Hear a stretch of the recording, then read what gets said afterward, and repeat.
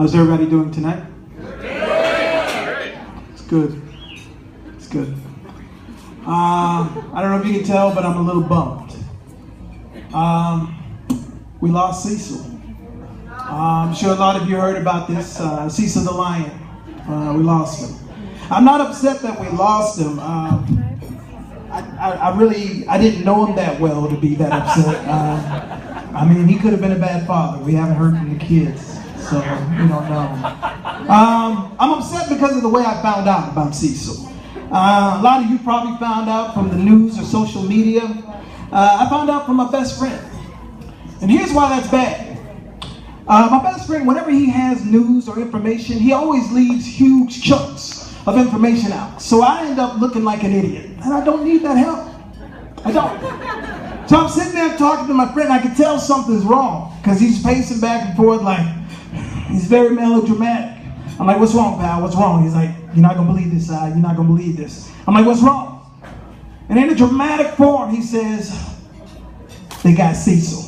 I'm like, what? Mind you, I don't know who Cecil is. Cecil? Cecil? Cecil? They got Cecil? Ah, why, Lord, why?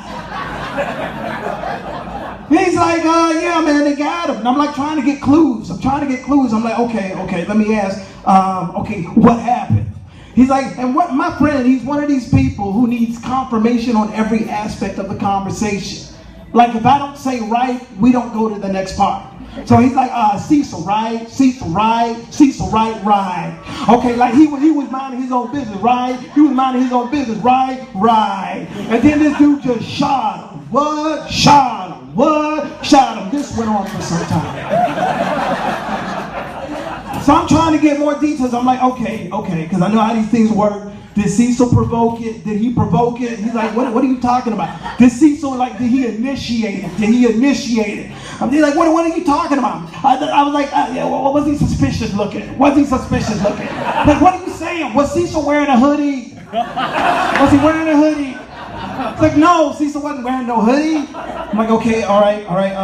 Like, where did this happen? Atlanta, Baltimore, where did this happen? He's like, Zimbabwe. Like it was right down the street. I was like, Zimbabwe? Like, why are people upset that some dude died in Zimbabwe? He's like, Cecil, like I'm stupid. Cecil's not a dude. I'm like, well, who or what is Cecil? He's like, Cecil's a lion. I'm like, time out. This needs to stop. You telling me people are upset that a lion died in Africa? Nobody saw The Lion King?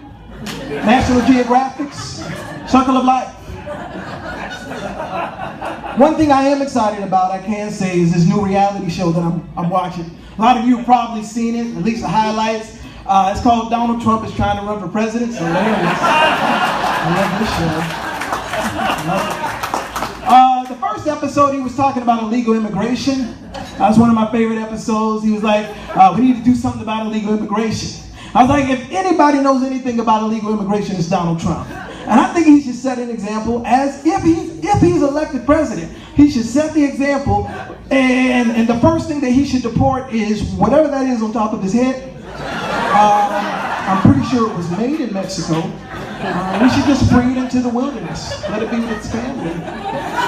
But, you know, I really thought it was a reality show because of the way he announced it. You know, like usually when you make an announcement, you know, I think of Dr. King, you know, like when he did the I Have a Dream speech. Josh was just talking about that. I'm like, you know, he went to Washington, D.C., stood in front of the Lincoln Monument. There was a connection. Okay, I think of the current president, Barack Obama. He went to the old Capitol in Chicago, you know, where Lincoln announced his presidency. There was a connection.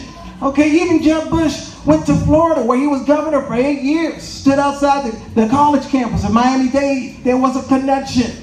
Why was Donald Trump on the escalator? What was this? Me and my best friend were trying to figure out what grocery store is he at. Is that a Super Target? Is he about to announce his presidency at a Super Target? My best friend was like, no, I know Walmart escalators. That's Walmart. And the reason why he was confused because the whole time Donald was talking, there was a sign behind him that said everyday low prices. So I was like, you're right. And then he went on to say in his, Mexico speech, the famous I Have a Dream for Mexico, he was like, you know, Mexico is bringing over criminals and rapists. criminals and rapists, and we need to do something about it now. And I agree, because Bill Cosby does not need the competition. How many women? You know, I'm starting to understand why this man sat down when he did stand up. I'm just saying. That's a lot of women. Like the only number greater than the number of women accusing Bill Cosby right now are the number of Republicans running for president. Where are they coming from? Like, I feel like we should put them all on Tinder and just swipe left or swipe right. No. And you know, everybody's trying to come up with a plan. Like, Jeb Bush is probably getting help from George W. I feel like, Jeb was the smart one. They say he should have been president. So he's probably having to listen to a lot of bad advice from George, like, all right, this is how you want to give a speech. You want to say, when America hurts, I hurt. When America cries, I cry. When America farts, I smell it. Sure, George, sure. But on the flip side of that, Hillary's getting help from Bill. But I got a feeling he's probably using like late 90s tactics to help. It's like, all right, Hillary, when you have that press conference, I want you to look the camera right in the eye and I want you to say, I did not have sexual relations with my email account. Sure, we'll do that. But if Donald Trump does win, he's going to have to choose a VP. He's getting ahead in the polls. So I think he should do it like he does in Celebrity Apprentice. I think he should just have all these different famous people trying out to be his vice president. Like, I would love to see Eddie Murphy trying out. I feel like Eddie would be excited. He'd be like, oh, this is going to be great. It's going to be great. It's going to be fabulous. You're going to be the president, I'm going to be the vice president, and in the morning, I'm making the waffles. Exactly. We call ourselves sexual chocolate. Sexual chocolate. Except you white and I'm black, so we call it sexual white chocolate. White chocolate. Or who else would be good? Maybe Al Pacino. I feel like it would be really tense though if it was Al Pacino. I can see him and Trump going at it. He'd be like, oh, I don't know. I don't know if I want to do this. I mean, a lot of people think you're an idiot. I gotta be honest. So do I. Oh, I'm out of order. I'm out of order. No, that thing on top of your head is out of order. This whole place is out of order. Maybe. Hear me out. Maybe Dave Chappelle would be a good contender. Because Dave Chappelle would be good. Yeah. Get the young vote. Be like, I'm Dave Chappelle. I'm trying out because I'm broke. Yeah, baby. Dave Chappelle would be good. Or maybe Kevin Hart. I can see Kevin Hart. Okay. First of all, don't make me laugh. First of all, people, boom. First of all, I want to say, I don't know why people don't think I can be vice president. Told my fiance, I was like, I'm thinking about being VP. She was like, oh my God, Kevin, oh my God. No, don't do it, Kevin, oh my God. I was like, I don't understand the problem. Like the worst thing people would find out is I doodled on myself in the 6th grade. That's right, I say it with my chest. Doodled on myself in the 6th grade. What made it so bad wasn't the fact that I doodled on myself. It was the little girl who was getting the whole class to go, Kevin, is that doo-doo, but Kevin, is that doo-doo, but when I say Kevin, you say doo-doo, Kevin, doo-doo, Kevin, doo-doo. It could be a great show. There are a lot of things, thank you. But there are a lot of things that are dividing us right now. I'm concerned. You have the same-sex marriage, Confederate flag. And I'll tell you one thing about the Confederate flag, at one point I was, for taking it down, because of the symbolism, they say it, it's a historic, negative historic symbol. So I was like, maybe we should.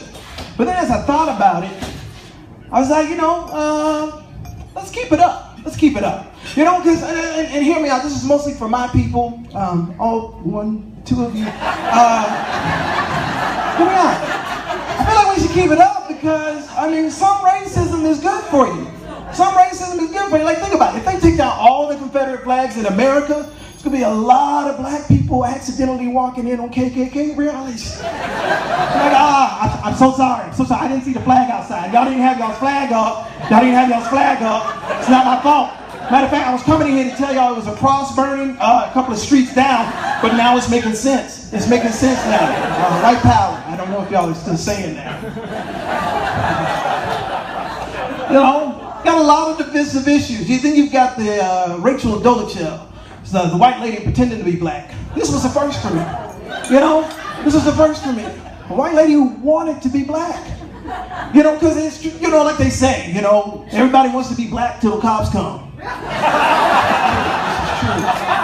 I mean, she was committed to it, you know? She was committed. She was in the nation's capital. She was voted the head of the NAACP, where we had the first black president. She was like the first white black woman. It's like 2/3.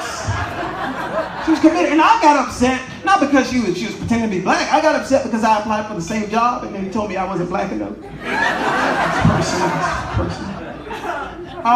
The other thing, though, that I did get that was positive out of it, she did an interview on the Today Show with Matt Lauer, and a lot of other people got upset. I didn't. You know, I liked it. It was very, very thought-provoking. He asked her, "How do you describe yourself?" She said, "Well, I identify as black." And I was like, wow. You know, other people got upset, but I was like, that's enlightening. I didn't know it was that easy to switch races. I was like, I'm doing that. The next opportunity I get. So sure enough, I got pulled over for speeding by a cop. He didn't even get to my window. I was like, I identify as white, and drove off. So I may be on the news tonight. I should have told you, Josh, I might have to cut this short. We got a lot of divisive issues, you know, but as I think about it, I think we got to find commonalities, you know? Like, I understand people want to, you know, be unique, you know, and have your self-identity. You know, that's why some people, they want to stay in touch with their roots. You know, maybe you want to stay in touch with your African roots, so you name your child Shaniqua.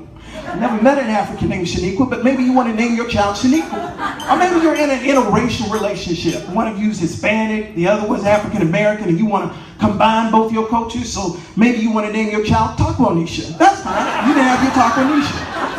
Where I draw the line, folks, is when we start naming our children after medicinal products. This has got to stop, because this is what I saw at Stonecrest Mall just last week. A woman in the food court yelling at her children. Humira, where's your brother Cialis and Xarelto? And when somebody get AstraZeneca out here, where's AstraZeneca? Where are the twins? Crayola and Ebola. Stop touching people. I didn't know your name was going to become a deadly virus. Where are the two? Viagra and Niagara, sit down. Y'all always up. Sit down. Doctor told me if you stay up for more than 4 hours to call him. Don't make me call the doctor. And has anybody seen chlamydia? I have chlamydia right here. Now, here's what's bad about all this. At this point, a little girl tugs my shirt. Excuse me. I think, yes. Can you help me find my Bobby? I'm like, what? Can you help me find my Bobby? So at this point, I knew who the child was. Don't judge me, but I yelled out across the food court, "Ma'am, I have chlamydia." She said, what? I have chlamydia right here. I have chlamydia right here. She said, "Are you sure?" I said, "Yes." She said, "Are you sure, baby?" I said, "Yes." "Why do you keep asking?" She said, "Because a lot of people have chlamydia and don't even know it." She's very tricky. These are things that happen to me, people. But you know, and so as I'm thinking about it, you know, I was praying about this the other day, and God revealed a few things to me. We're giving Jesus too many names. Yeah, we're giving him too many names. You know, I think everything in moderation. You know, some people call him a comforter, you know, a father to the fatherless. But, you know, I think we go over the top sometimes. And maybe you've been in one of these churches where apparently the pastor needs, you know, a napkin because Jesus has so many names and it's so exhausting that he needs his napkin. For those of you who've never been in that type of church, allow me to demonstrate.